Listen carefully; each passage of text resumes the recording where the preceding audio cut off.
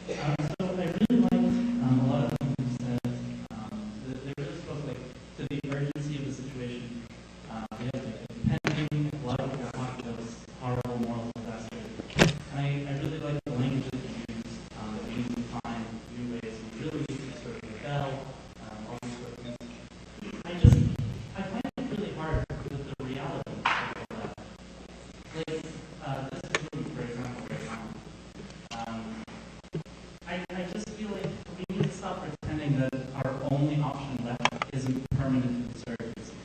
We need to have that spirit of insurgency in all of our hearts right now, for there to be any action for one. And I feel like a lot of the activist organizations that exist are sucking the life out of us. Especially the ones that choose to engage in liberal democracy.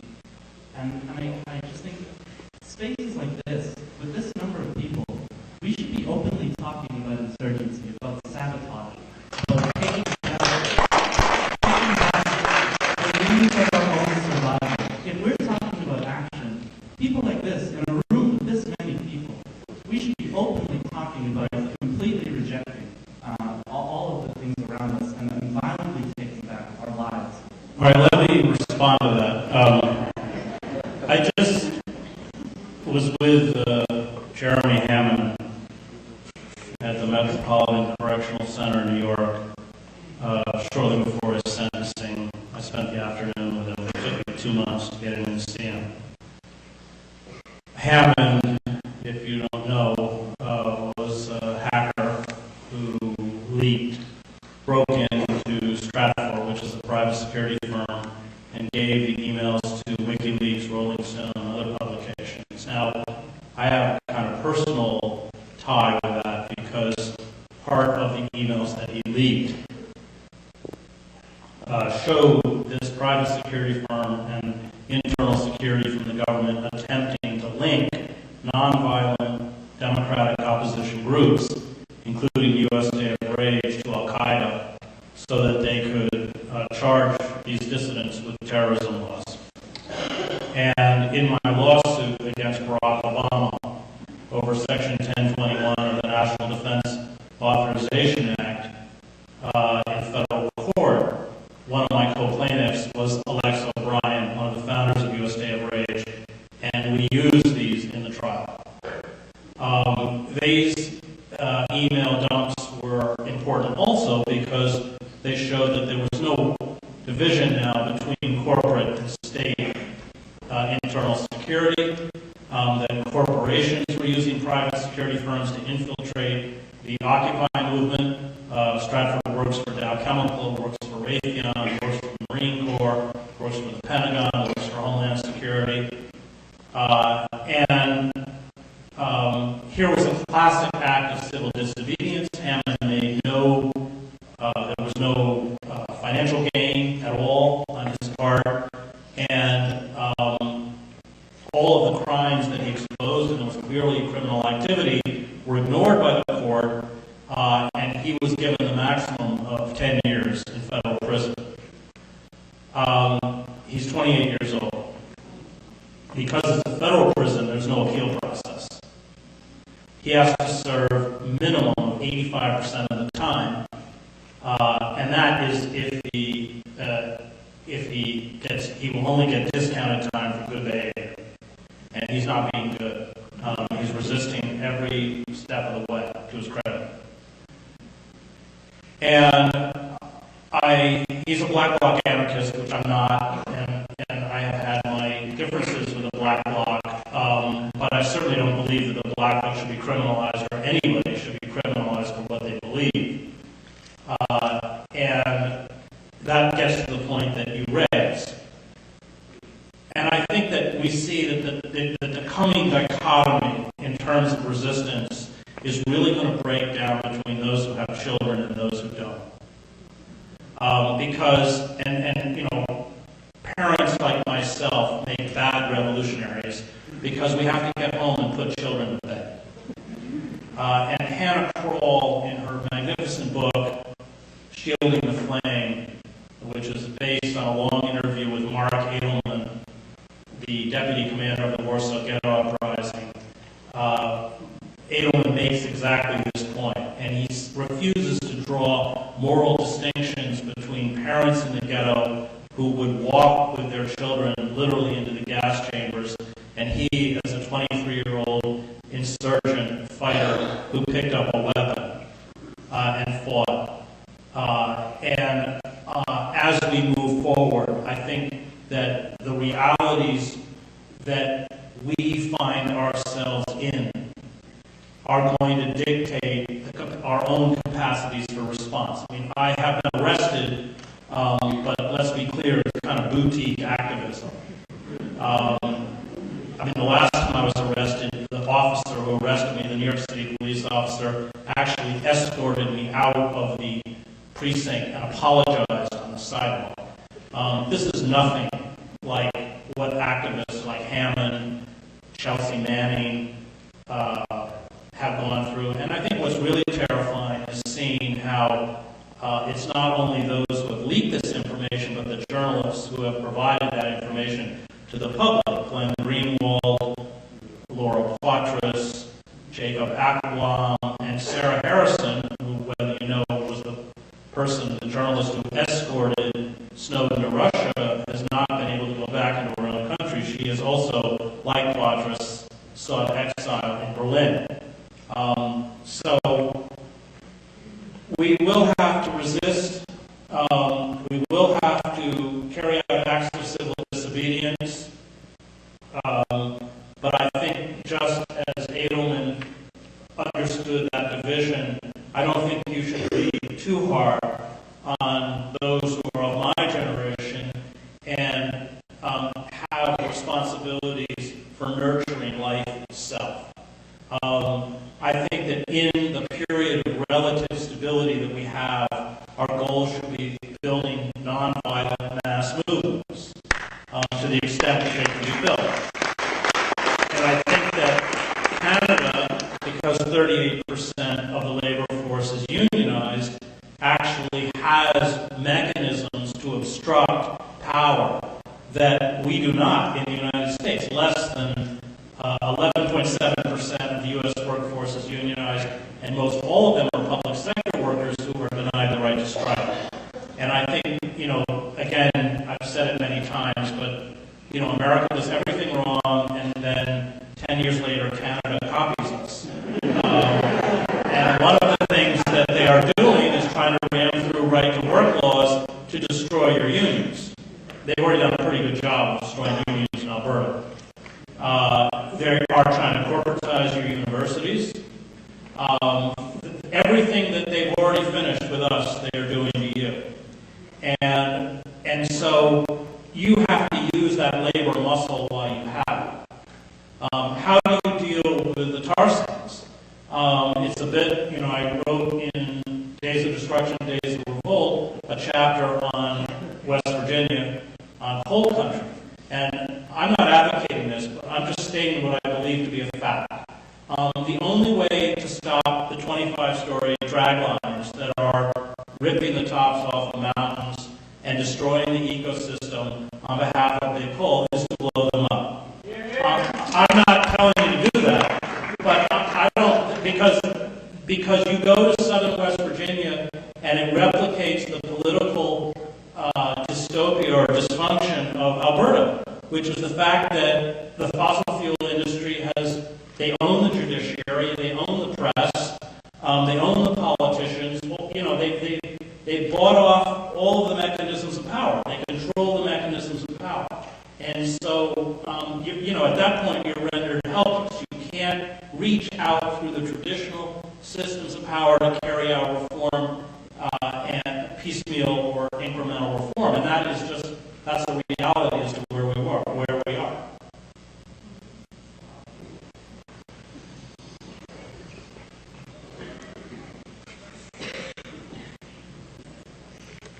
You mentioned your children a couple of times this evening. In light of what you spoke to us about tonight and what you write in your books and in your articles, what do you tell your children when you tuck them in for the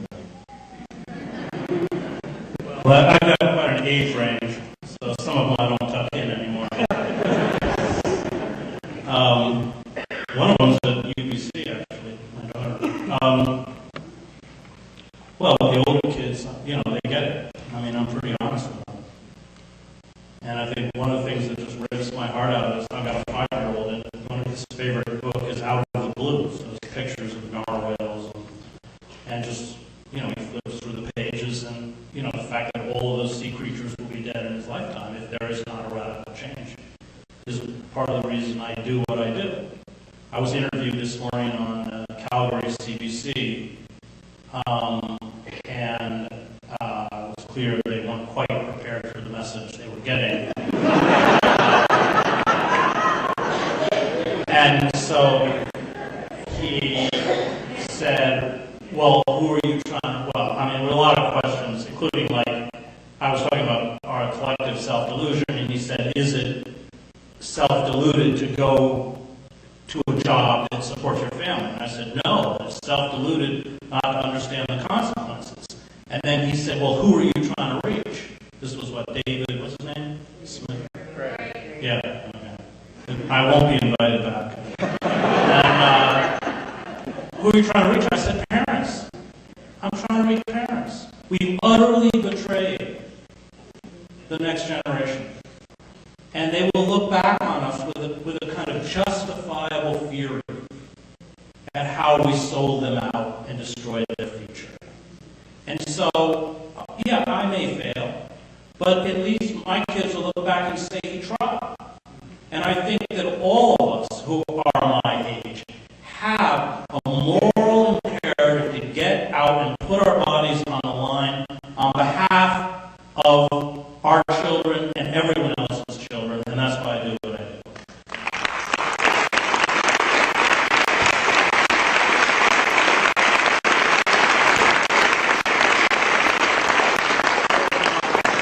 I have a sense of the fact that we've had 2 men who have asked questions, so I want gender balance here. So we have at the back, right there, I can see. Yep, you.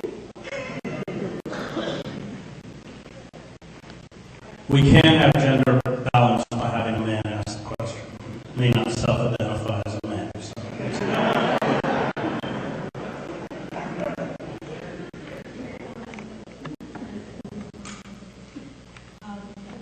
Thank you for coming tonight.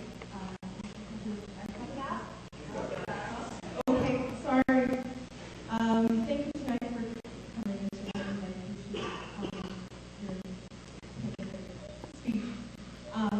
We have the fortunate opportunity this week to have an American author come on campus and speak about issues of sustainability and humans ad hoc. And I quote him thusly. He says, we have a very good capacity to imagine the end of the world, but not a very good, we don't have much practice in imagining what, we are very good at imagining the end of the world, but not very good at imagining what it would look like, and who shares a lot of your sentiments in condemning corporate culture.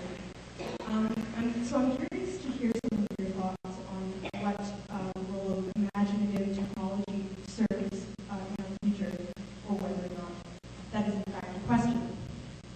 Well, climate scientists have done a pretty good job of painting what the end of the world is going to look like. Even the World Bank, of all organizations, issued a report that was pretty apocalyptic in terms of rising temperature and what that would mean in making essentially the planet, the inability to sustain the human species, along with most other species. So maybe visually we don't, but I think that the scientists have pretty much laid out what it means. But my problem is that, in a society where the airwaves are just utterly awash in hallucinations and lies, we, the worse things get, the more we retreat into the land of make-believe. We follow the sagas of, I guess this week it's your mayor in Toronto,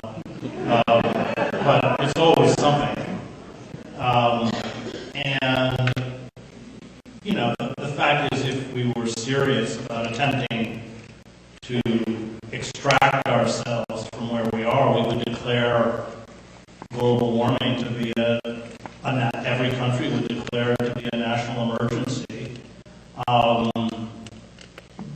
We would shut down the tar sands in a minute. We wouldn't even discuss the XL pipeline.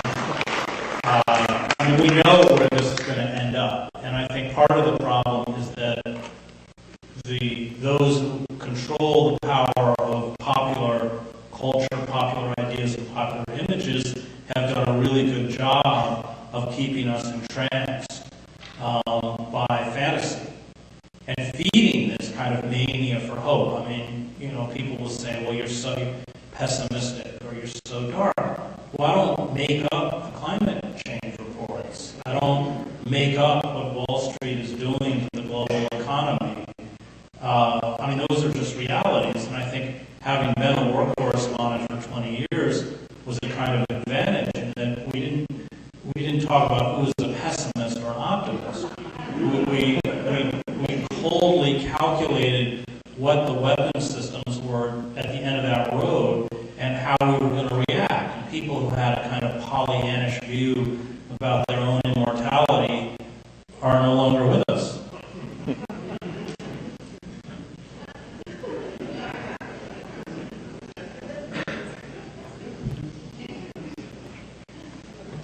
Thank you very much for giving me a doomsday feeling with hope. And my question is going to be about hope. I happen to be a student of millenary movements, and I heard you mentioning Cole, but you're not talking, I guess, about Norman Cole, who wrote the study of millenary movements in medieval times. And I was so fascinated when I was young, and I had gray hair, and I felt it was so fascinating that people in medieval times became desperate. They did crazy things, which was very appealing, still is. But I think what we maybe can learn from these millenary movements, that if you have the strong hope, you can fight evil. And I think that right now in this fascism, maybe we have to learn something. It's the fighting sense of humor, some down to the feelings of, we cannot all have the luxury of living in exile and write beautiful clothes. Other people we want to go down into hell, right? That's actually what I'm trying to do right now about our Prime Minister. But what gives me hope is that the more I use my sense of humor and my biting sarcasm, that is better than just straight doomsday. Yeah, I think that, I find hope in acts of civil disobedience. So, for example, a couple years ago, I was in front of the White House with Veterans for Peace, and Fort McKibben had his 350.org arrest. We had 133 vets were arrested in front of the White House protesting the wars in Iraq and Afghanistan. And it's on YouTube. It's kind of moving, heavy snows, and Watermelon Slim, who's a great blues musician as well as a Vietnam War vet, plays caps on his harmonica, and some vets in their old uniforms are folding the flag of a kid who had just been killed in Afghanistan. And then it's quiet, and somebody slowly beats a drum, and everybody walks single file to the White House fence where they are arrested. Now, we didn't stop the wars, and yet that experience of that ritual was deeply moving. To be honest, most people were crying, especially the young vets from Iraq and Afghanistan who were there, some in their dress uniforms. And that gets to what James Cone speaks about, that kind of absurdity. It's deeply empowering. And I think I've read the Cone book you mentioned on millennial movements, which is a great piece of scholarship. However, these are crisis cults. false. That's like the ghost dance. And somehow we have to make that absurd leap of faith while grasping reality. Those movements, those crisis cults deny reality. And so the hope is delusional because what they are hoping for can never be achieved. And I think that is the great existential question. How do we face what is before us and yet not be defeated by it? Rise up and carry out acts of resistance. And I think that's, and I come out of a seminary, I come out of a religious tradition, but I don't think you have to be religious to necessarily grasp this notion of faith, that the good draws to it the good, even if all the empirical forces around us point otherwise. That's an act of faith. It's non-rational, but it's not irrational. It doesn't defy reality. And I think that somehow we have to marry the two if we're going to be effective in terms of resistance. Because if you're not responding to reality, then in effect, and I think this gets back to the question this gentleman asked over here, if you believe that Michael Ignatieff is going to come in and make everything better, or Barack Obama, or any other members of the traditional liberal establishment, that is a misplaced act of hope, because it's a failure to understand the structures of power. So on the one hand, we have to have a very cold view of the world around us, and yet not let that cold view defeat us. There are a lot of hands here. We'll get two more questions. So you're one of them, and you, those two.